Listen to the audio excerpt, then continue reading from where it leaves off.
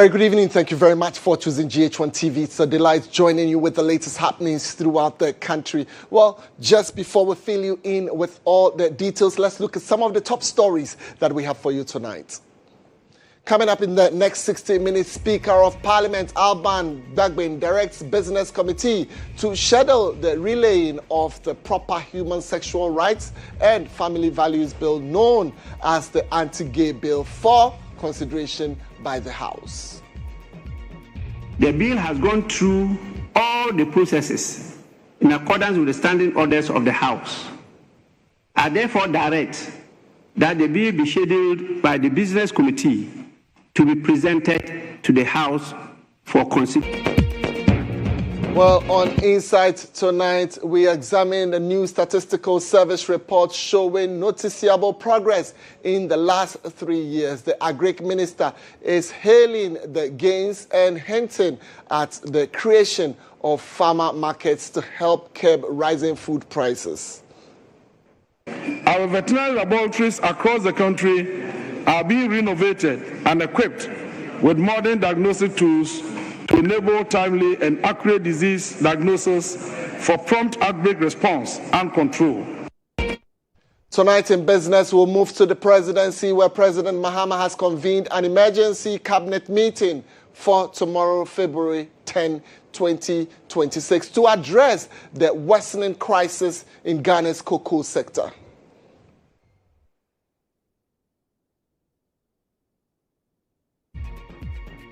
And also coming up tonight, government declares Wednesday as Fugu Wednesday to promote Ghanaian culture and boost the creative economy. Tonight we'll bring you more as we bring you stories from our international front. Iran has rejected the U.S. demands for a complete halt to uranium enrichment, insisting it will only consider diluting its 60% enriched uranium if international sanctions are lifted. Well, don't you forget that we'll be bringing you some sports updates and we'll refresh you with some more local stories. Stay with me throughout the 1 hour period as we promise you nothing than the best of stories making headlines throughout the country. We're back in a jiffy with all the details.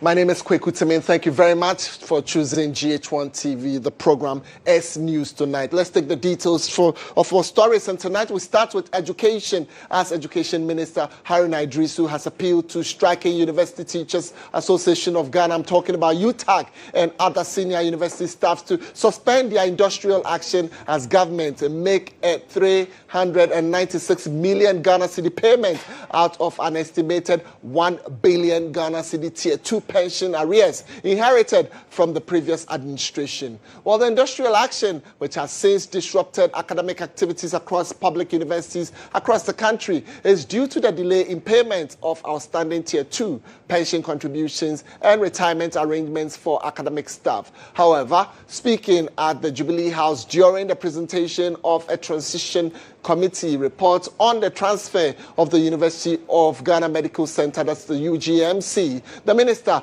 assured the remaining 600 million is currently undergoing processing for payment to members of the union. Our friends in academia, that one President Mahama is honoring his word. He's giving you unfettered, what the Constitution guarantees as academic freedom. He's giving it to you absolute, that he would not interfere with the freedom of the university. I do not think that we are reciprocating the gesture kind enough of President Mahama. So may I use this opportunity to call on the striking senior staff members and members of UTAC to call off the strike action. Understandably, you have two legitimate issues. One, outstanding payment of tier 2 pensions. That has been done partly. We inherited about 1 billion As at this afternoon, the controller had paid about 396 million Ghana cedis, leaving about 600, and that is also in process. Mr. President, I met with the Honorable Minister for Finance and Controller, and we agreed to walk the process to get it done. On the other matter, Mr. President, I'll be coming back to you on the retirement per the provisions of the Constitution on the retirement age of 60 and allowing those of them in academia to be able to end the academic calendar without any disruption, for which senior members of the university are requesting same. And we'll be bringing you some more updates on it. If you are in any of the public universities, you can engage us on our social media platform and make your voice heard on how the UTAC strike is really affecting you on campus. Away from that, we'll move to other matters. A near violence has erupted on the waters of Lake Volta in the Oti region following a long-running dispute over fishing practices. Well, several people sustained cutlass injuries after clashes between Ewe and Zabraba fishing communities in Karachi East. Well, the incident has renewed concerns about safety, regulations, and peaceful coexistence amongst fishing communities along the Lake Volta stretch. 6 injured persons have so far reported the incident to the police and are receiving treatment at the Tokranu Health Center. The Ewe community accuses the Zabrama fishermen of using fishing hooks on the lake, a practice they say damages nets and poses serious safety risks to swimmers and other fishermen. A resident, Pastor Matthew Milanyako, says the use of hooks has been a long-standing concern, warning that it increases the risk of entanglement, injuries, and possible drowning.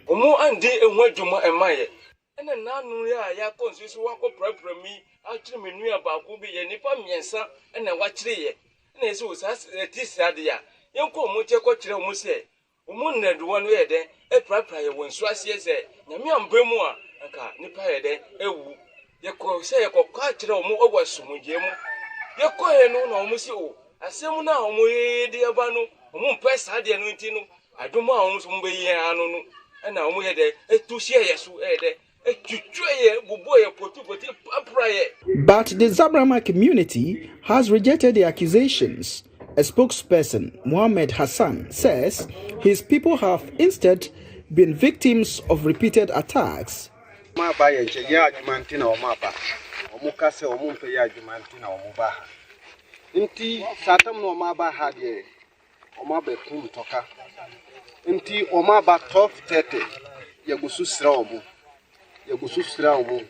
Ya pam cha usa ya bre 12:30 gise 5 o'clock ansana oma start buria nkwada no omo bosu buria nkwada no ansana oma ko fire sika satam no oma fire sika no satam na antoka na be sorry satam no oma start oma bosu buru no ana yesusu antoka na dani yani nyina nche. The assembly member for the area, Anthony Zojanu, has confirmed the incident, saying he has engaged leaders of both communities to restore calm. He disclosed that while the Zamrama fishermen have authorization from the Biakuya district to operate, the clashes occurred because they were fishing within the Karachi East municipality outside the scope of their permit. Zojanu has therefore advised the fishermen to confine their activities to the Biakuya district to avoid further conflict. Meanwhile, calm has returned to the area as traditional leaders, local authorities, and security agencies step up efforts to prevent renewed violence on Lake Volta. Well, if you know about this community, we would actually want you to engage us and tell us more about really the background of this particular bloodbath on the Lake Volta, machetes, wounds, amongst others. But we'll definitely be kind to you, get to the community and get you some updates. Joining us on phone is Safun Ketia, who is the Municipal Chief Executive for Dambai. Well, thank you very much, Mr. Ketia, for your time. Not too much of a good news in between the Zamanama community and the Ewe community in the Karachi area. Can you fill us in on the injured persons? Indeed, what is actually happening? How are you taking care of them? Can you give us an update on them? All right. Thank you for the opportunity. And greetings to your viewers and listeners as well. Yes, the incident was reported to us. So immediately we had the NIB with the police to get closer and get to the bottom of the issues. So far, the youth, the airway boys who were attacked have been brought to the Tokrano police station and currently have been given medical forms and they have been attended to. Meanwhile, the police are at the ground doing their inquiry or better words, investigation about the activities of the Zamrama group. So far, I would say the police have invited the leaders of the Zamrama group to help bring those guys who came to the area to do the fishing. That led to this unfortunate incident. Safo, thank you. Now I was keenly listening to you. So the police have invited and investigations continue. But you know there are concerns. I mean, there's still tension. The Ewe community might not be too happy with the incident. The Zamrama community equally on alert. I would want to find out from you what measures have been put in place to ensure that there will not be an escalation, especially in and around the Volta Lake when others have gone for their regular fishing activity. Thank you so much. I think with this incident, this is the first time these things are happening. And the community we are talking about in the Konape is an island community. And therefore, we are surprised that such a thing happened. Well, we believe somehow close to the Akuyem district. And just like the assembly member said, these activities of the Zamrama men are not known to our area here. So when we heard it, we were surprised. And that's notwithstanding, like I said earlier, the police are on the ground, and I can assure you that this issue will not escalate. And where they've handled to inviting both parties so far, I'm very sure that there won't be any further disturbance in the area. Safo, thank you. Thank you. And we are trusting that you keep an eye on the community. As and when we have other information, we'll really reach out to you and seek some clarification. But tonight, we're grateful that you joined us on News Tonight. It's now time to talk about statistics. And here, the Ghana, I beg your pardon, it's now time to reflect on corruption. And here, Ghana has scored some 43 out of 100 in the 2025 Corruption Perception Index, ranking 76 out of 182 countries. Well, according to Transparency International Ghana, although the score shows a slight rise from 42 in year 2024, the organization says it does not reflect any meaningful improvement, with Ghana remaining largely stagnant around the 42-43 range since year 2020. So the report attributes the performance to persistent corruption, weak enforcement of laws,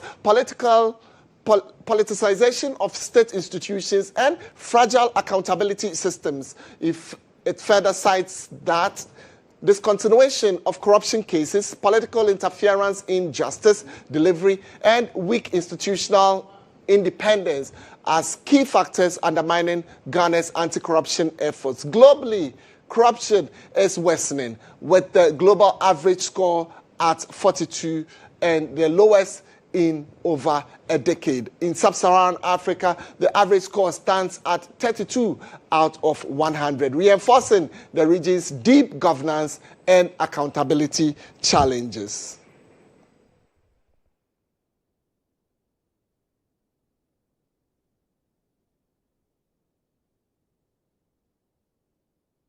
All right, so you want to stay on the subject some more. We're talking corruption and we're putting Ghana in perspective. And globally, we want to look at how we're faring. There's one man to get to when it comes to corruption. Adam Senanu, yes, he's an advocate. And tonight he joins as the chairperson for the African Union Advisory Board on Corruption. Adam, thank you very much for your time tonight. Let me find out from you. Ghana ranks on the Global Corruption Index. What great steps is government taking to turn this around when you look at our ranking now?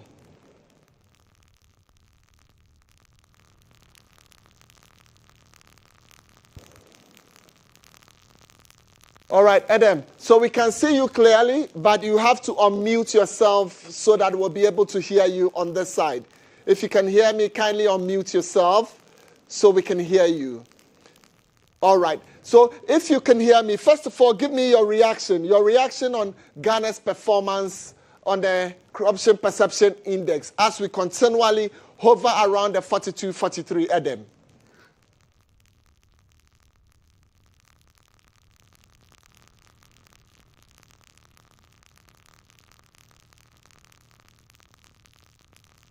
It looks like it's quite difficult getting Adam Senanu in there. I'll just run through the story again while we work around the clock to ensure that we are able to bring Adam Senanu back to speak to us on the Corruption Perception Index. So, yes, Ghana currently has scored 43 out of 100 in the 2025 Corruption Perception Index. And here we are ranking 76 when you put all nations across out of 182 countries. Ghana currently lies on 76. Now, the Transparency International brought out these statistics. Now, we want to engage Adam Senanu on it via Zoom to share his thoughts with us. He advises the African Union, and definitely he will be coming back to speak to us on issues surrounding corruption. What he thinks Ghana can do to be able to improve significantly on the list. Now, although the score shows a slight rise from 42 in year 2024, the organization says that it does not reflect any meaningful improvement, with Ghana remaining largely stagnant. So yes, we're stuck in and around the 42, 43 range. And that has been since year 2020. Adam Senanu is a corruption advocate, and we're trying to raise him on the phone line. So Adam is back. Adam, thank you very much. Since 2020. And thank you too. Hovering around 42, 43. Just give us your thoughts if we've done so well on the Corruption Perception Index, or you think government is time to do even much better. I don't think we've done well at all. I think we ought to do much, much better. I know government is about to roll out the National Ethics and Anti-Corruption Action Plan. I think the sooner we do that, the better for Ghana. And it's about time we urgently pass the Conduct of Public Officers Bill that has been hanging in the works for a while, without sanctions that will be applied to public officers who engage in fraudulent activities. The impunity continues. The proposal for the anti-corruption court, I think, should also be fast-tracked. We probably need several more specialized anti-corruption courts, and also to take a look at political party financing, amongst other key things. So there's a lot of work to do. 43 is nothing to beat our chest about. Adam, just before I allow you to go because of time, help me. Would you say, I'm putting the Mahama administration in perspective, and they keep saying, look, 1 year in government, clean sheet, not much reported on corruption so long as government is concerned. I'd want to know, is this a reflection from the past year or something, or it is the current situation as it stands, the last 1 year? No, it is much more a reflection of 2024 than 2025. Usually the Corruption Perception Index takes its data from the preceding year. So it suggests to us that there was an improvement starting in 2024. So it's not just about 2025. All right. So a quick reflection and projection into the year. Do you envisage that if we should go the trajectory we are going, and with the proposals you have mentioned, if government is able to push them into action, we will see a significant improvement come 2026, when we have to reflect in 2027? I believe so. If they don't take any actions that seem to, for example, the issues of the nolle prosequis suddenly raise certain issues. The issue of the plea bargaining. So if they stay the course, the president himself appears to be very focused. If we don't have other institutions taking actions that undermine the trust of the citizens, I am quite sure that in 2026, we probably may go a notch higher. But it depends on so many other factors, not just the president's intentions. And I know that he has an advisor on anti-corruption, and they are working very hard. But I think they are off to a good start, and we need to encourage them. Adam, so I'll match you with the president tonight. If you have to use 30 seconds to say, this is how you can drop on the list and be counted as doing better, what in 30 seconds would you say to the presidency? Mr. President, please find some money to get a National Ethics and Anti-Corruption Action Plan running. It is a legacy because in it has so many sections that tackle the various issues from political financing to digitalization to what have you. And I think that is a good start to trying to get in us. It pulls together the knowledge of many of the people in this country who understand what needs to be done. I would say get the action plan out, get funding, ring fence it, and let's see what Ghana can do better. Mr. President, I made this possible here on GHOne TV. Thank you very much, Adam Senanu. We're grateful for your time tonight. We'll take a break at this point, but the best is right here. You are not going anywhere. Stay with us. We'll be back shortly.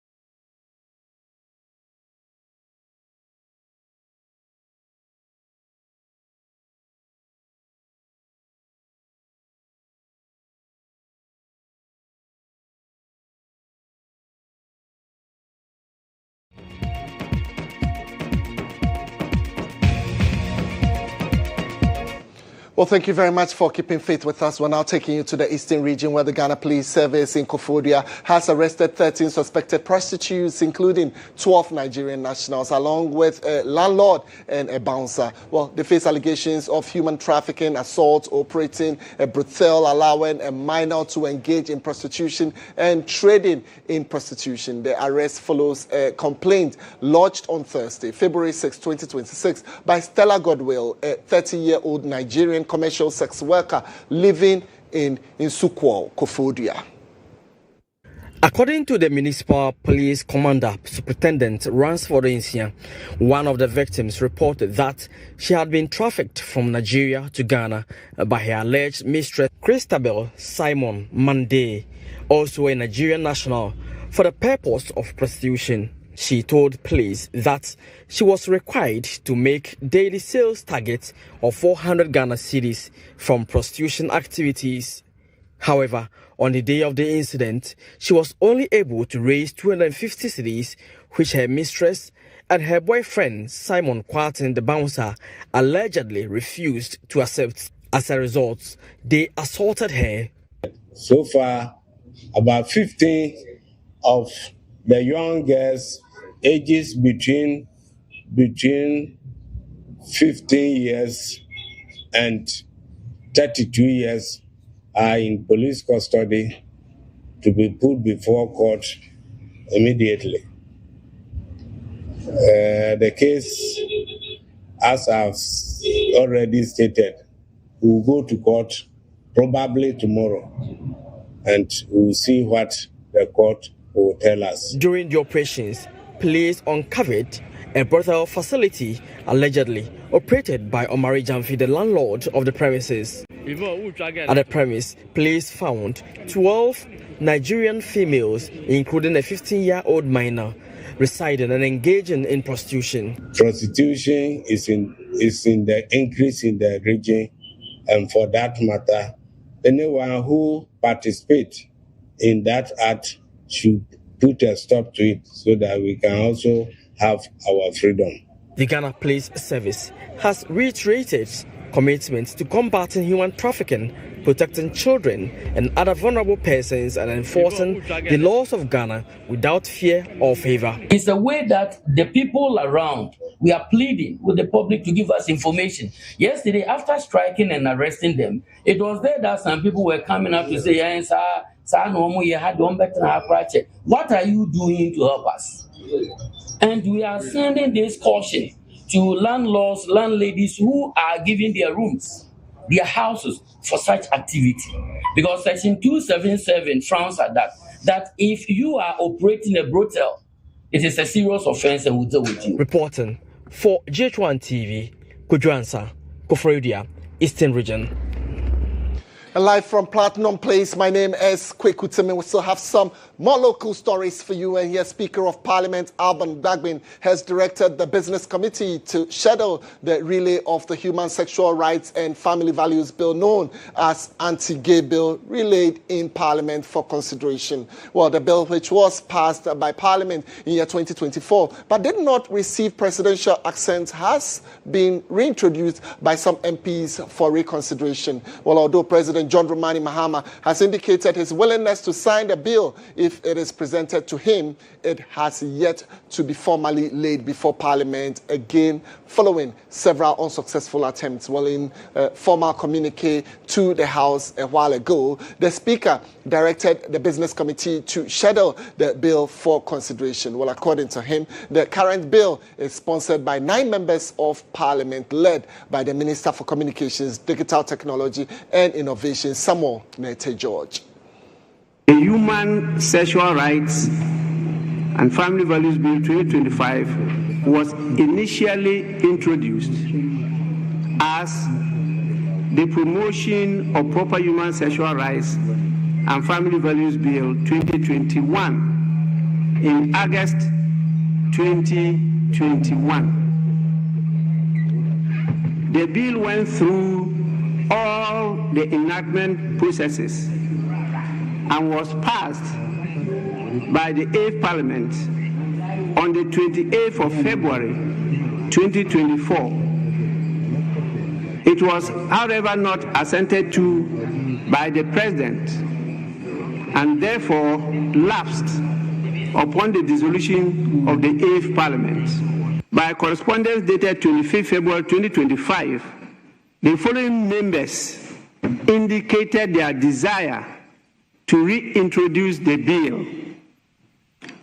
Honourable members, I have reviewed the report of the committee and formed the opinion that the bill does not impose or alter taxation or a charge on the consolidated fund in the manner stipulated in Article 108 of the Constitution. The bill has gone through all the processes in accordance with the standing orders of the House.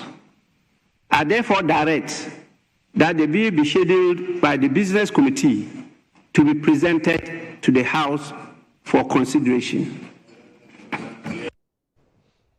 Well, away from politics, let's talk about the Ghanaian style and culture in Africa. Well, the Ministry of Tourism, Culture and Creative Arts has launched a new initiative encouraging Ghanaians to wear fugu, also known as batakari, every Wednesday. Now, the initiative aims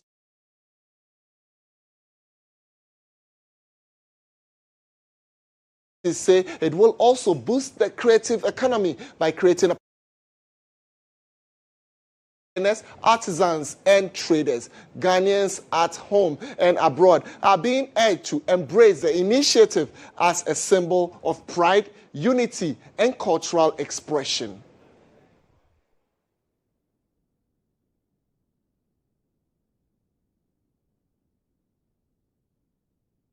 You definitely will bet I'll appear in my fugu on Wednesday. I guess you also do. Well, let's watch whose fugu comes out to represent Ghana more. Up next, we'll bring you insight.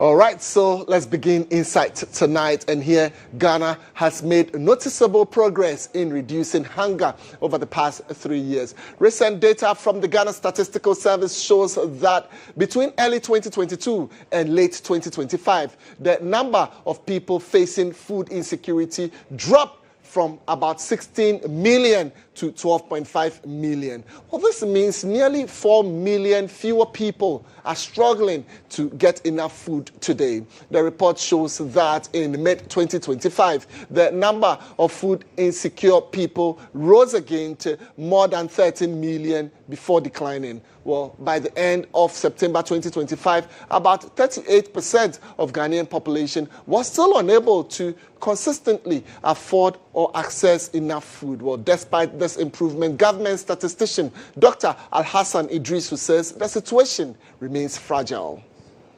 Ghana has made progress. The number of food insecure people fell from about 16 million in 2022 quarter 1 to 12.5 million by 2025 quarter 3, a reduction of nearly 22%. But the story does not end there.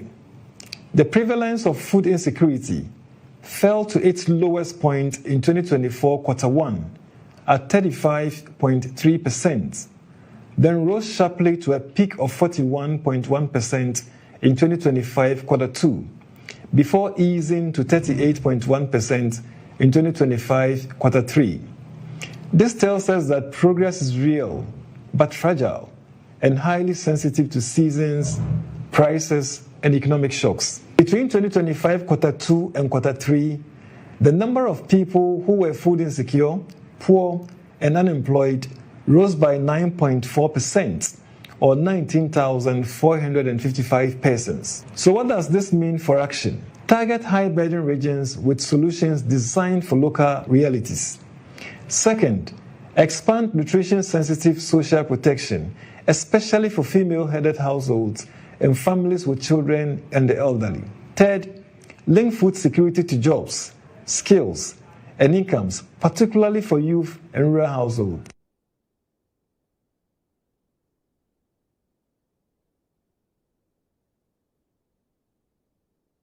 Well, government statistician there giving you how food, secured or insecure, or how you'd want to see how people get access to enough food. But you'd want to stay on the subject because somebody is very happy and he's touting the achievements already. Now, the Minister for Food and Agriculture, Eric Opoku, addressing Parliament on the progress made in achieving food security, also added that the government will create a farmer market in urban areas to eliminate middlemen and address high food costs. Maintain and update pest risks database and pest status records. Promote quarantine regulations for imported plants and planting materials.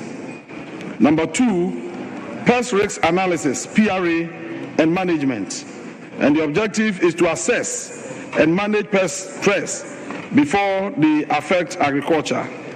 Interventions include conduct pest risk assessment to determine the likelihood and potential impact of pest introductions, develop pest management strategies and emergency response plans based on risk profiles. Collaborate with trading partners to manage transboundary pest risks. Number 3, emergency pest response and eradication. The objective of this program is to contain or eliminate pest outbreaks to minimize food losses. Interventions include establish rapid response teams for pest outbreaks, example fall armyworm, papaya mealybug, field flies. Develop and implement contingency and eradication plans. Provide training and equipment for emergency pest control, pesticides, application, biological control. Coordinate with FAO, Center for Agriculture and Bioscience International, CABI, or regional bodies for technical support.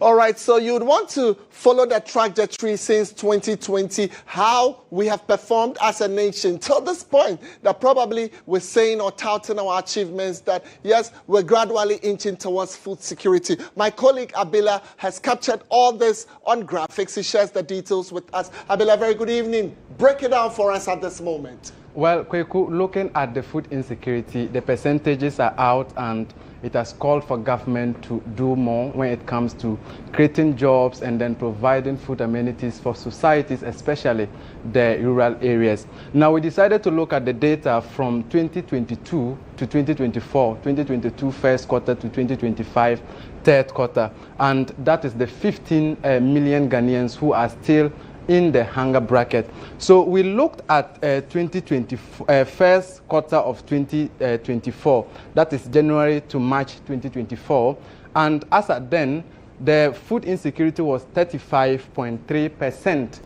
And the peak that was in the second quarter of 2025, it increased to 41.1%. That was April to June 2025.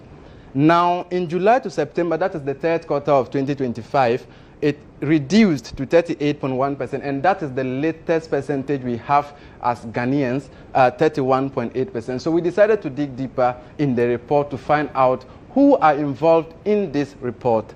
Now, we looked at the food insecurity in population. So what we looked at was the percentages. Now, this is the population in numbers.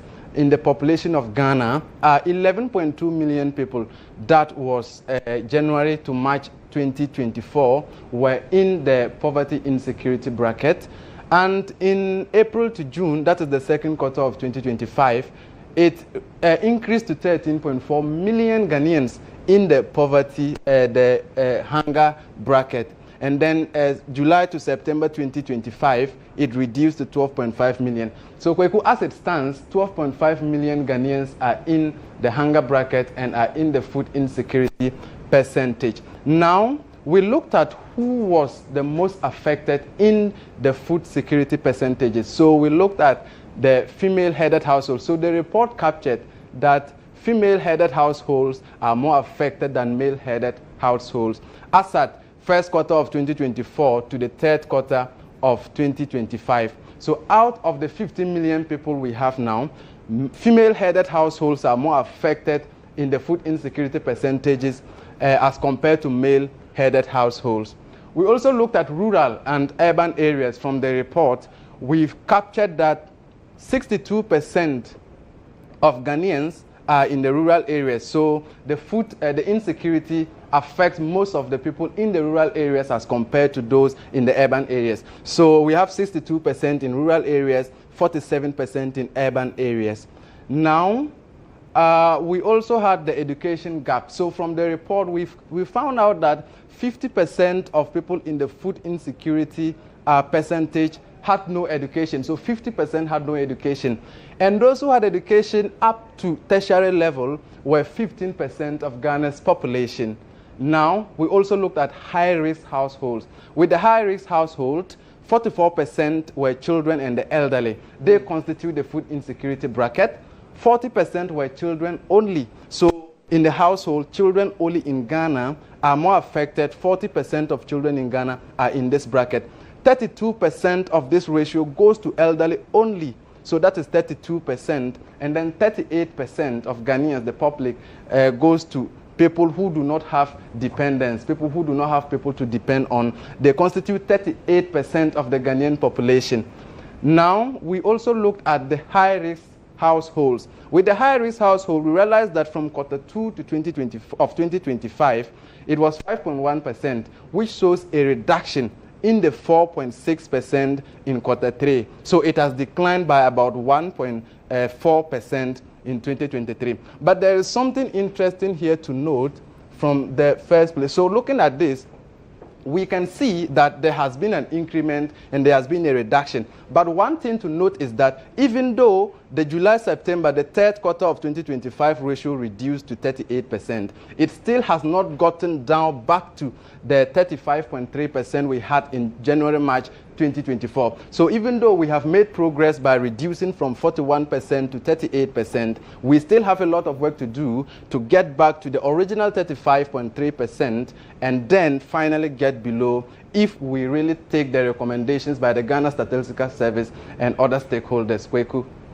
Abila, thank you very much. And even a little bit troubling is the bracket of children in there who are food insecure. Yes, we might be touting some achievement, but these are critical things to look at. But my focus next will be on the agric worker, the contributions of the agric worker to we sustaining food security. And joining me on the phone lines is Dr. Pascal Kaba. Dr. Pascal Kaba is the Deputy General Secretary of GHOne. He joins me for a conversation on the back of this. Dr. Kaba, thank you for your time. Let me find out from you, from your perspective as a labor union in the agricultural sector, how would you describe the current food security situation in Ghana? Well, thank you very much, and thank you to your viewers. But what is that? It's a worrying situation, and this is one of the things we as the union keep talking about in terms of interventions that should be placed within the agricultural value chain. We have seen anytime we hear things of this nature, then it's really worrying to us. Because when you look at it, more than 1/3 of our population are food insecure, and that should be this big worry to us as a nation. And it means that we should stop giving the less service of the water sector and pay more attention to our water sector if we really want to achieve things within this value chain. All right. So, Dr. Kaba, some good is coming. Actually, we've seen some slight improvement. Of course, we don't have to just jump overly excited about it, but a little bit of a pat on the back. Let me find out from you, the agric worker, to what extent has the welfare of agricultural workers contributed to this improvement in food availability? I talk about the agric worker. In fact, we are within a system where actually the agric worker is looking beyond a personal welfare to the welfare of the farmers in terms of service delivery to the farmer.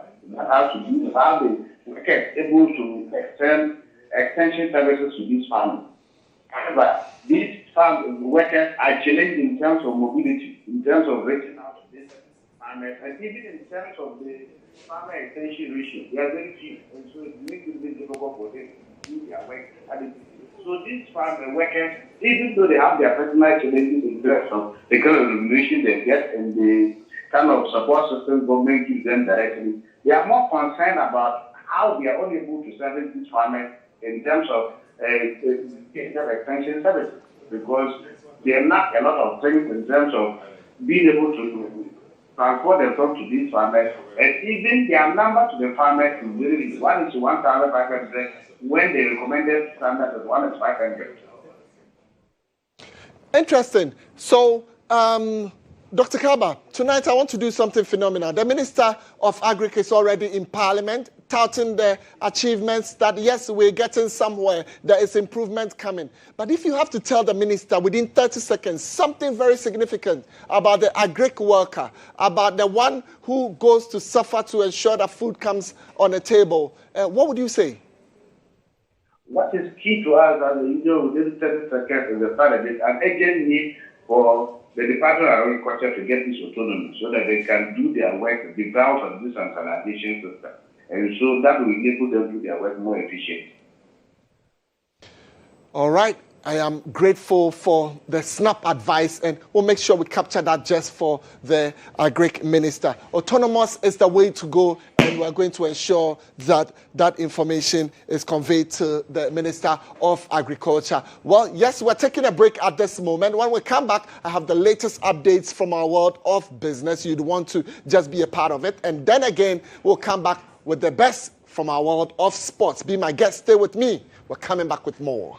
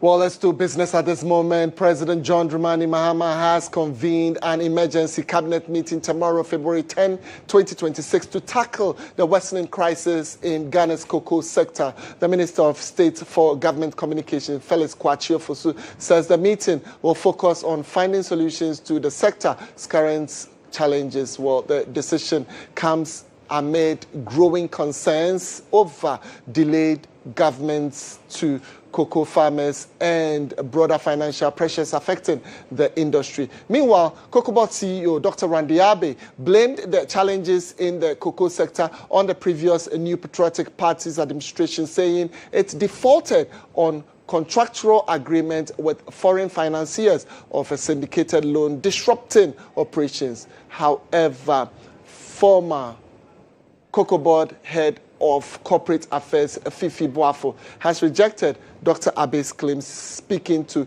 GHOne TV, he argued that the current administration failed to sell cocoa when international prices were high. Now, let's listen.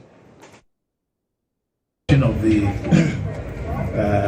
syndicated loan came up, and that also had gone on for close to 32 years until we started having problems with, first of all, 2022, declaring that, look, we could no longer fulfill our commitments under the cocoa bills, and therefore we're restructuring. Immediately you do that, you're sending a certain signal to the public that I can't pay my bills. It's just like the DDP. So that is what happened. And so no wonder 2023 we saw a near collapse of the syndication. Instead of being candid with everyone and letting the public understand the challenge they face, they've opted to rather scratch the issues and failing to address it head on. If you look at the time the Ghana Cocoa Board set the producer price, they told us that they were going to get an average of about $7,000 US for a ton. Right. For which reason, 5,040 we paid to the cocoa farmer, and then the remaining amount will be used for other industry costs. This gave you an indication that they knew very well how much they were going to realize from the market, out of which a percentage will be paid to the cocoa farmer, about 70% of it will be paid to the cocoa farmer. The question is, why did they not sell? Because at the time of announcing the producer price, the world market price was around $10,000. Why did they not sell? Why are they selling? Why do they intend selling now? For which reason they are able to do so? Because of the fall in the price. Now the world market price is around 4,000. So every cocoa sold will result in a major debt on the books of Cocoa Board, and they're unable to do so. But you see, the reason why we are here is because these persons who are talking today were part of the people who told us that it was wrong for us to do forward sale, for which reason it was difficult for them to do the forward sales of cocoa. And by not being able to do the forward sales, of course, there are some other issues also going on at Cocoa Board that made it difficult for them to prosecute the forward sale policy.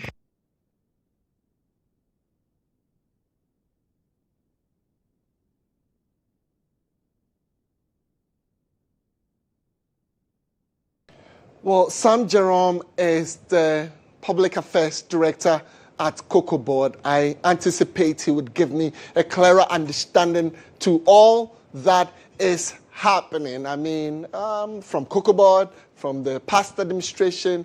Now, the former administration says, Jerome, that you failed in selling cocoa when the price on the international market was high.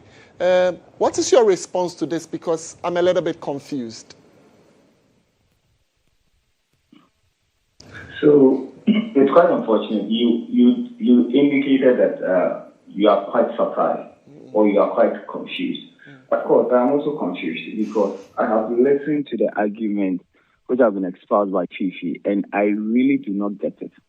Because if you should say that management of Cocoa Board failed to sell when the price was around 8,000, I really want to get it. Because look, the first point we should understand is that when we came, we continued a financing model which is quite different from the syndication. And we have explained that if you are doing the syndication, the two main importance is that you are able to forward sell your produce. And then number two, you are having a dedicated source of funding. So there will never be an issue of liquidity challenge within the crop season. But because of our inability to access the syndication, these two importance associated with the syndication, we lost out. And the syndication that we were unable to access was as a result of our inability to honor our contractual obligation from the 2022-2023 season. Again, the issue of Cocoa Board not presenting a very buoyant financial, because remember 2022, we were experiencing the DDP where people's heads were being cut left, right, and center. And this has also affected the books of Cocoa Board. So there was no way the international financial community was going to oblige you if you should issue requests for proposal. No financial community is going to do that. And exactly what we did face. Now, because the off-taker or the international buyer is the one now funding your cocoa, you think the person is so ignorant that he will have a forward sale contract with you, whereas the person can also anticipate that should the spot price reduce, it is going to be to his or her advantage. So why would the person commit he or herself to set a contract. The person is not going to do that. Okay, Jerome. The person obviously is not going to do that. And the most important thing that I have to also put on record is that, look, out of all these situations, we were able to sell 530,000 metric tons. We were able to. Jerome is still on the line, but I don't know. We cannot hear. Hello, Jerome? Hello?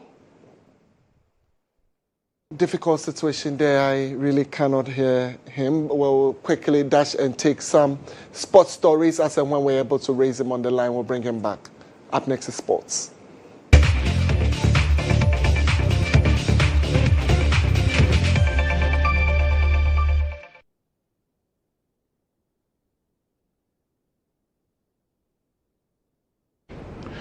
Welcome to sports. Quarterfinals to the Women's FA Cup will set some interest. The draw held today in Accra. Southern Zone Summertex will come up against FC Savannah in the last 8 of the competition, while Tamale Ladies will take on host Army Ladies. Last year's finalists, Jonina Ladies will travel to Kumasi to play against Supreme Ladies. The biggest game of the round, though, will witness a rekindle of old rivalry between Attackers Ladies and Ampem Dakunwa Ladies. Attackers will host Ampem Dakunwa in Takrade, looking to make the last 4 of the competition once again. The quarterfinal round of the FA Cup will be played on between February 20 and 23.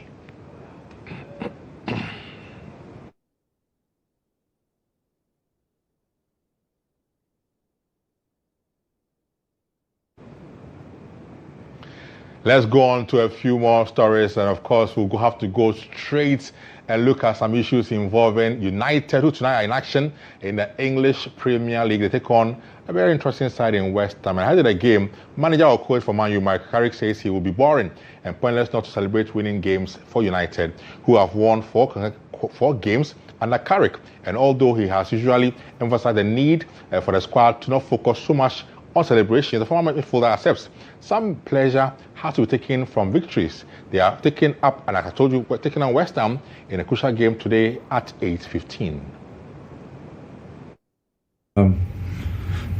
It's a lot. It's not easier, but it's a lot. It's easier winning games if to win games without having to score so many goals every week. For sure, you know. We do seem to be a team that can cause a lot of problems and create opportunities and score goals. So it's definitely getting the balance right. There's still things to improve on. It's definitely something we focused on of trying to be better as a team collectively when we don't have the ball. But 3 or 4 weeks we're not going to fix.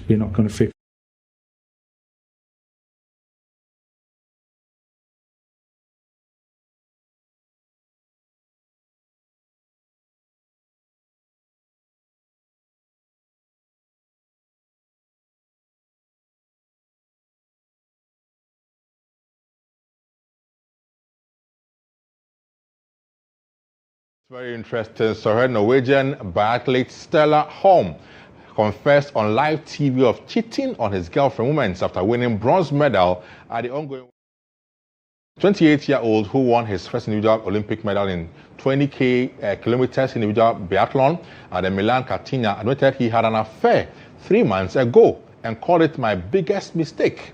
Lidgard said it had been the worst week of my life since he told his girlfriend of 6 months about the affair. Now, there's someone I wanted to share it with who might not be watching. He told his colleagues out there, of course, when you know where we are told. So, can you ever imagine yourself admitting on live TV you cheated on your girlfriend after having won a bronze medal at the ongoing Winter Olympics? That's the story of a Norwegian athlete after having won a bronze medal out there in the Winter Olympics.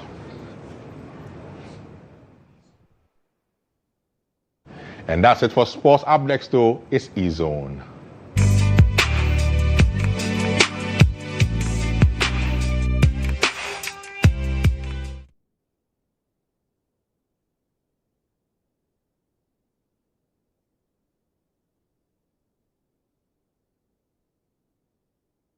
And tonight, one sideline in Ghana's mainstream music industry. Artists from the northern region are steadily reclaiming their space, using indigenous sound and languages to command national attention. In line with this, the maiden edition of the Ghana Northern Music Awards was held in Tamale over the weekend to celebrate the talent, skill, and releases of northern musicians, while pushing for equal recognition on the national stage.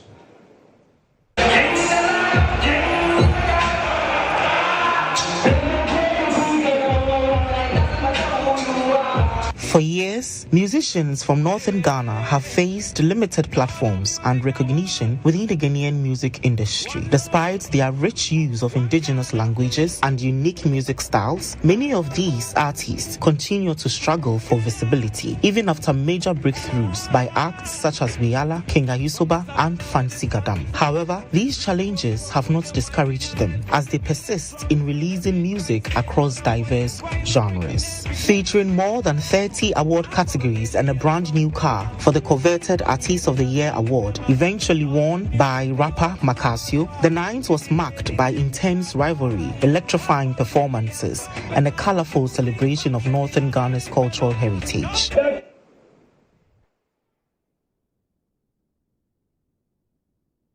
All right, so that's about all we have for you tonight. My name is Kweku. It's been wonderful staying with you throughout the 1 hour period. Tomorrow, remember, we're coming in our Fugu. It should be great. Enjoy the rest of your evening. My name is Kweku.